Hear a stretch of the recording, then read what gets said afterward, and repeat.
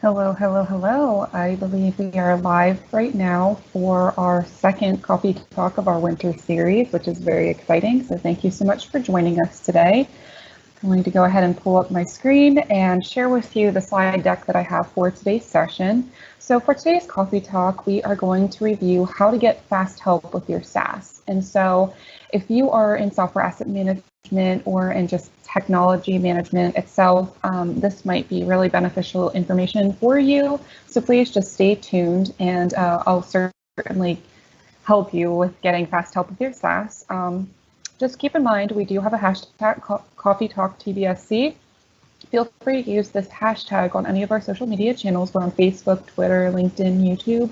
And if you need to get in contact with me at all throughout the process, or if you have any questions, you can email me at info@businesssoftwarecenter.com and I can help you. Also, before we begin, just keep in mind the Q&A section is open on the right-hand side of the screen. So if you want to network with other people, ask questions, leave any comments throughout the session, feel free to do so. This session is only 10 minutes long, so it leaves time at the end after I'm done talking. It leaves a lot of open time for Q&A, any kind of networking opportunities. So yeah, let's go ahead and get started. So I am the marketing coordinator here at the Business Software Center, and we call it TBSC for short. And throughout this past year, we were doing research in regards to software asset management, particularly SaaS. So our recent research primary focus was in Microsoft 365 applications. And so that reviewed remote staff as well as office staff. So it was a nice fusion of both that we got there. Now we did look over 10,000 users, which is incredible. So we got a really nice chunk of data with all these users that participated. And this was done within 15 different organizations. Now these organizations did vary. You can see here different examples in tech, education, retail, different sectors were part of this. So essentially anybody can really get involved with software asset management. I mean, everyone's using software nowadays. So it might be beneficial, like say you're working in retail, maybe you're overlooking your Microsoft 365 usage, and we're here to help you with that. So our research concluded the biggest findings that we had, which is the usage efficiency chart. And so you can see here that most of the customers that we collected this information from for our research are in the red. And red, as you know, is never really good to be in. I really like this chart because not only does it give you a nice visual representation with the alphabet, but it also uses the colors to show you, okay, this is absolutely, red zone is not a good zone. We did find most customers are there with their SaaS management, and very, very, very few customers are in the green, which is the good area for SaaS management. I know with Microsoft, they strive to have their users be at 95% efficiency, which is how you get in the green. And so many customers of ours are not even there yet. And so what we do here at the Business Software Center is we help take customers from the red and put them in the green. So what is the problem with Microsoft 365? So our research showed that Microsoft 365 efficiency is not measured in most organizations, which I just showed you with that little graphic before. But here's some other information that we did find. Only 11% of users fully utilize Microsoft 365 Teams functions. So what about the other 89% of these users? What exactly are they doing? Well, with our research, it does seem that perhaps employees need extra training on how to use Teams functions. Some even are switching between Teams, Zoom, and Google, and honestly, that's really not good, especially if you're paying the money for these licenses. You should be actually using those rather than going to different platforms and kind of making communication more of a hassle than what it should be, especially because Microsoft 365 Teams is like a really good hub when it comes to creating meetings, sending out invites, etc. And whenever you begin to use Zoom or Google on top of that, it just creates more of confusion when there really shouldn't be. So another piece of information we found is 5% of remote employees are non-compliant, having their subscriptions installed on more than 5 devices. And so if you work in software asset management, and perhaps you do the service provider licensing agreements and you're familiar with that, this is something that you really need to look out for. I mean, especially if you're using any kind of SaaS, you need to be compliant and you need to follow the licensing agreement terms and conditions, because if you are not compliant, it can just lead to a lot of issues, which include paying like the back fees, doing the fines, and worst case scenario, going to court over this. So, I mean, this is completely unavoidable stuff, but 5% is a lot, and that can definitely trigger any sort of bad audit mishaps for your business. So our advice here would be definitely monitor your employees and ensure that they are compliant. I know with Microsoft 365, they do let you install up to 5 devices. And so our research found, some of these devices might be retired and never got fully signed out from the user. So, sending them emails and just asking, hey, are you still on all these devices, or something like that might be beneficial to you. And I can show you how we can help with that. And then another piece of information we found from our research is that 43% of users do not use Teams at all. And so this kind of brings me back to the whole example of using Zoom or Google Hangouts, for instance. With remote work, especially on the rise, and it's here to stay, you might as well just do all your communication from one hub. Like I said, it kind of reduces any kind of miscommunication if you're not constantly switching back and forth between Zoom, Google, and Teams. So let's go ahead and see the next slide here. It says, how do we know? So how did we find out all this information? Well, we used detailed analysis and we observed usage and behaviors of each employee. We did look at thousands of users. Like I mentioned earlier, we looked over 10,000, and there was the variety of organizations. And then we did this over a 6-month period. And we did this specifically with our product, Smarter SaaS. And so what can you do with our Smarter SaaS product? So what's really nice is our Smarter SaaS product isn't just something for us. We developed it with distributors, resellers, and end users in mind. So our Smarter SaaS can help you get your best practices. So with Smarter SaaS, you can set your goals for usage. Like I said with Microsoft, they really want you to be at 95%. So you can set that goal as your standard as well. And then, of course, with the analysis that we give you, we can give you the benchmark of where you're at and offer like automatic ways of getting you to better usage.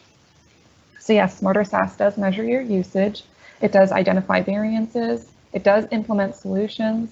It does offer subscription recycling. So an example would be, say you have a freelance remote worker, and they're going to be done at the end of the month. Rather than keep paying for that subscription and just saving it for them, you can always reallocate it to somebody else in the meantime and just flip-flop back and forth, which is really nice. Smarter SaaS can also offer different training opportunities for you as well, and it offers the right facilities for you too. So, I mean, it's a one-stop shop here, fully automated for you, no manual work whatsoever. And of course, we help you throughout the entire process to ensure that you can increase your usage, increase your ROI, all that good stuff for your business. So Smarter SaaS for Microsoft 365, the usage features. You can see here is a picture of just our dashboard. We do give you reharvesting abilities, optimization abilities, surplus abilities, show you the savings to date for your business. And then of course, on the left-hand side, you can see different icons. We do help you track and monitor OneDrive, Microsoft Teams, Skype, SharePoint, etc. So you can get a first-hand look, a detailed look on each specific application. And then as far as Smarter SaaS for Microsoft 365, the training features, you know how we really like to use color coordination here to kind of give you an idea of what's going on. So this is an example of Microsoft Teams usage. Anybody in the red clearly is not using their Teams, which is not good. Anybody in the green really shows, wow, they're really high usage. Maybe they know exactly what they're doing. Whereas with everyone in the red, maybe they don't know how to do meetings, or maybe they don't know how to make calls. So this would indicate possible training that might be needed. So we can help you obtain the training that you need for these particular individuals who are not using their Teams. So yes, we can give you the right courses, we can give you the email distribution, and we can measure your usage improvements throughout the training course that you provide for your employees. Now, as far as compliance, I did mention this earlier, up to 5 devices. Our Smarter SaaS also helps with this as well. And so you can see another color coordination. I just love it. So green means good, you're good to go. That means you're not at all in non-compliance. Yellow means, okay, hold up, you're at 5 devices, you need to slow down, just monitor this a bit. And then red, of course, means, wow, you're over 5 devices, you really need to sort this out, otherwise there might be auditing disasters afoot. So we help you stay compliant this way by giving you this visual representation, but also giving you the user information, exactly where these applications are installed, and we offer ways of how to prevent this from happening in the future.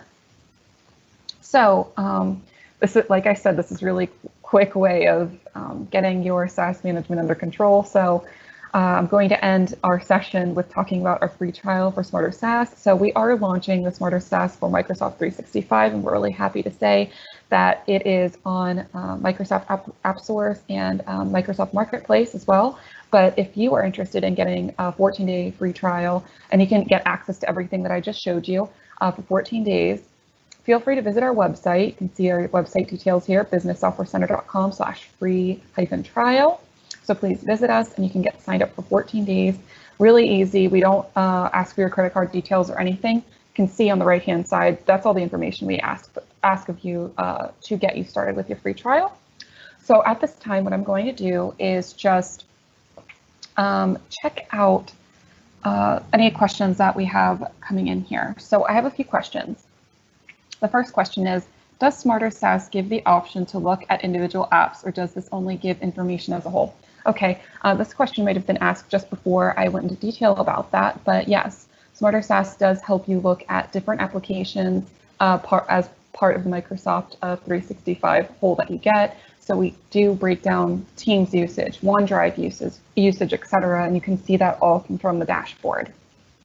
I do have another question coming in here. It says, what does it mean by reharvest? So reharvesting it's kind of like what I was mentioning earlier when it comes to your freelancer, or say, for instance, one of your employees is just leaving the business.